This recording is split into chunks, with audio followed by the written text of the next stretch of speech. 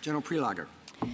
Mr. Chief Justice, and may it please the court, the Chinese government's control of TikTok poses a grave threat to national security.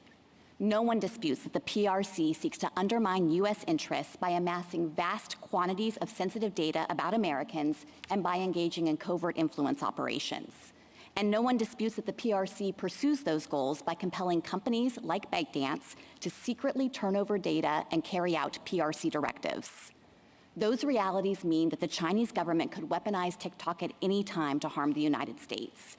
TikTok collects unprecedented amounts of personal data, and as Justice Sotomayor noted, it's not just about the 170 million American users, but also about their non-user contacts who might not even be engaging with the platform.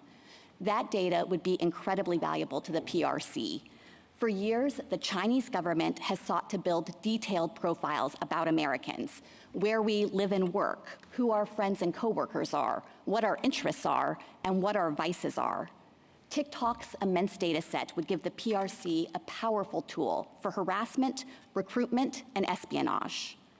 On top of that, the Chinese government's control over TikTok gives it a potent weapon for covert influence operations.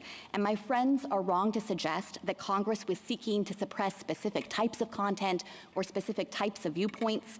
Instead, the national security harm arises from the very fact of a foreign adversary's capacity to secretly manipulate the platform to advance its geopolitical goals in whatever form that kind of covert operation might take. The Act addresses the threat of foreign adversary control with laser-like focus. It requires only divestiture of TikTok to prevent Chinese government control. And that divestiture remedy follows a long tradition of barring foreign control of U.S. communications channels and other critical infrastructure. So no matter what level of First Amendment scrutiny applies, this Act is valid because it's narrowly tailored to address compelling national security threats. Now, my friend Mr. Fisher just emphasized, and I acknowledge, that millions of Americans enjoy expressing themselves on this platform. But the important thing to recognize is that the Act leaves all of that speech unrestricted once TikTok is freed from foreign adversary control. The First Amendment does not bar Congress from taking that critical and targeted step to protect our nation's security. I welcome the court's questions.